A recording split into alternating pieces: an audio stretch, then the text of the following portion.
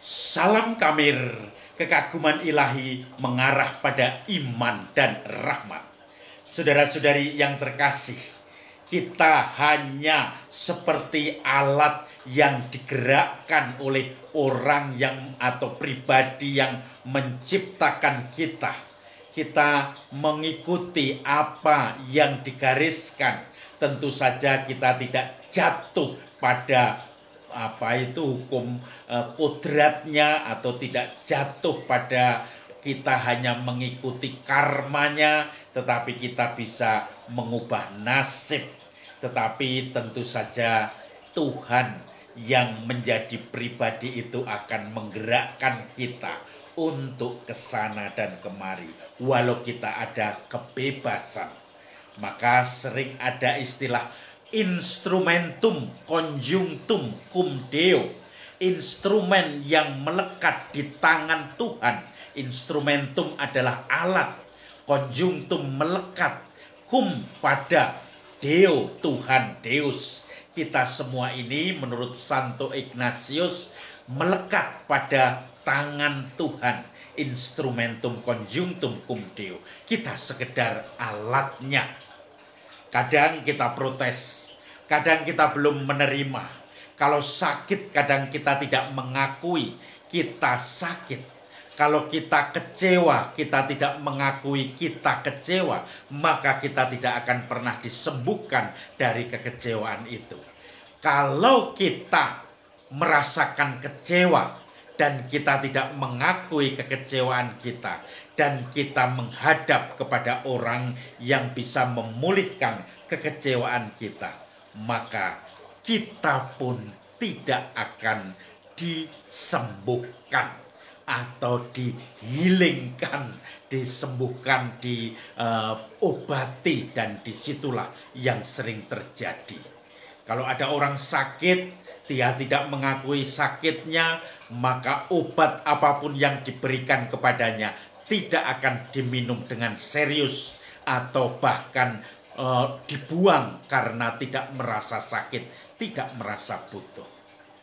Injil hari ini mengajarkan kita supaya kita mengakui siapa diri kita, siapa Tuhan itu. Yesus mengatakan begini, setelah semua orang yang mendengarkan pengajaran Yesus dan takjub kepadanya, tiba-tiba ada seorang yang sakit kusta mendatangi Yesus dan mohon kepada Yesus, mengakui dirinya sakit kusta. Guru, kalau engkau mau, pasti aku bisa tahir. Lalu Yesus melihat iman orang itu, mengakui bahwa dia sakit kusta, maka Yesus pun kemudian mengatakan, aku mau, engkau tahir. Maka pada saat itu juga tahirlah orang itu. Lalu Yesus berpesan pada orang itu supaya tidak menceritakan kepada siapapun, tetapi pergi ke imam-imam dan sampaikan bahwa dia sudah tahir. Lalu berilah persembahan sebagaimana orang yang tahir, sebagai persembahan syukur kepada Tuhan, sebagai tradisi orang-orang Yahudi pada waktu itu. Maka saudara-saudari yang terkasih, mengakui kelemahan, saya sakit kusta, tapi juga mengakui bahwa Guru, Tuhan bisa menyembuhkan. Asal engkau mau, aku bisa tahir.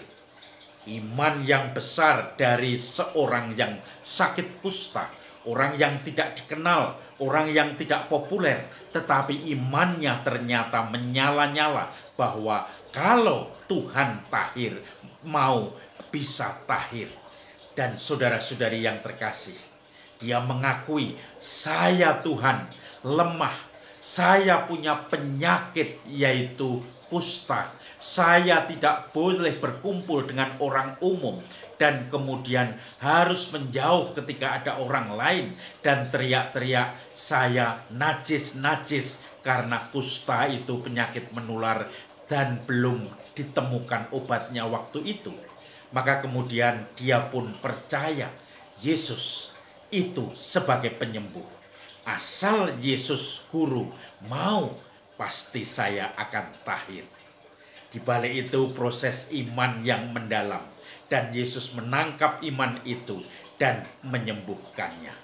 Saudara-saudari yang terkasih, mengakui diri adalah sesuatu yang sungguh-sungguh diperlukan sebagai dasar iman. Kelemahan kita, dosa kita, mengakui di mana kita itu berada, disposisi kita. Ketika itu kita melihat juga bahwa Tuhan yang bisa menyembuhkan, kita akui bahwa Dia sebagai penyembuh. Kita datang kepadanya untuk disembuhkan.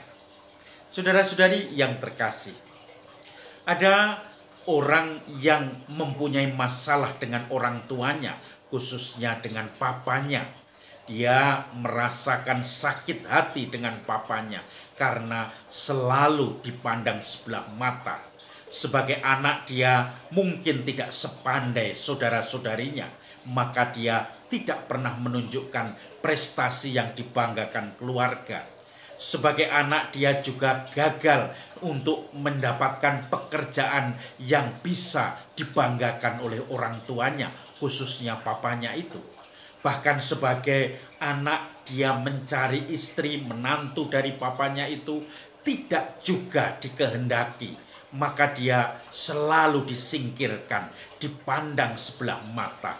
Suatu saat dia ribut dengan orang tuanya, dengan papanya, karena papanya mengata-ngatai istrinya.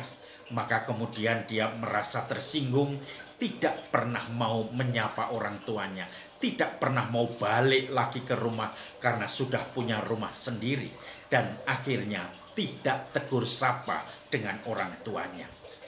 Tetapi kemudian orang tuanya sakit dan dia pun juga hatinya penuh dengan luka. Dia konflik, bagaimana mungkin saya menghadap papa saya untuk minta maaf sebelum papa dipanggil Tuhan. Tetapi dia jual mahal pada awalnya. Lama-lama dia mengakui bahwa dia juga rindu kepada papanya. Dia kemudian tidak pernah tegur sapa sudah bertahun-tahun, bahkan 10 tahun lebih. Maka kemudian dia pun belum pernah membawa cucunya, papa itu yaitu anaknya, untuk bertemu dengan papanya, dengan opanya. Maka kemudian saudara-saudari yang terkasih, peristiwa yang penuh rahmat yang disebut Kairos, karena anak muda itu, bapak muda itu menemui papanya, membawa istri dan anaknya ketika papanya sudah terkapar di rumah sakit.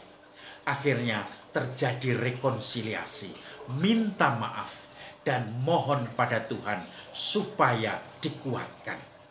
Dan ternyata dia yang tadinya merasa tidak pernah tenang hidupnya menjadi lebih tenang, lebih pasrah. Papanya juga akhirnya bangkit dan kemudian menyambutnya, dan air mata keluar dari anak dan bapak ini. Dan kemudian istrinya juga mulai mencium tangannya dan mulai sungkem. Dan akhirnya yang terjadi dahsyat sekali, seperti mukjizat. Mengakui anak muda tadi, bapak muda itu, bahwa saya berdosa. Saya menyingkirkan papa saya karena sakit hati. Papanya juga mengakui bahwa dia tidak pernah memperhatikan anaknya itu, bahkan memandang dengan sebelah mata karena hanya kegagalan-kegagalan yang dia rasakan. Tetapi dalam saat-saat terakhir ini, walaupun papanya sembuh sebentar, seger lagi, gembira lagi, bisa makan lagi, bisa ngobrol dan senyum, tetapi beberapa saat kemudian memang dipanggil Tuhan. Tetapi dipanggil Tuhan di dalam kedamaian. Merasakan saya membutuhkan saling mengampuni, diampuni oleh papa saya, diampuni oleh anak saya. Dan Tuhan sendiri yang berkarya, karena semuanya Tuhan yang Maha Kasih, yang meraja di antara anak dan orang tuanya itu. Dan rekonsiliasi terjadi. maka kita hanya sekedar digerakkan oleh Tuhan. Kita mencoba peka untuk selalu menangkap kehendak Tuhan dan akhirnya menjawabnya dengan penuh syukur dan gembira. Maka saudara-saudari yang terkasih, mari kita coba mengakui kelemahan kita, mungkin dosa-dosa kita, kegagalan kita.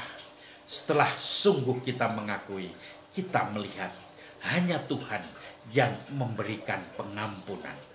Mari kita datang kepadanya dan akhirnya kita pun akan dikuatkan, dipenuhi dengan segala kasih dan pengampunan Tuhan. Salam Kamir, kekaguman ilahi mengarah pada iman dan rahmat.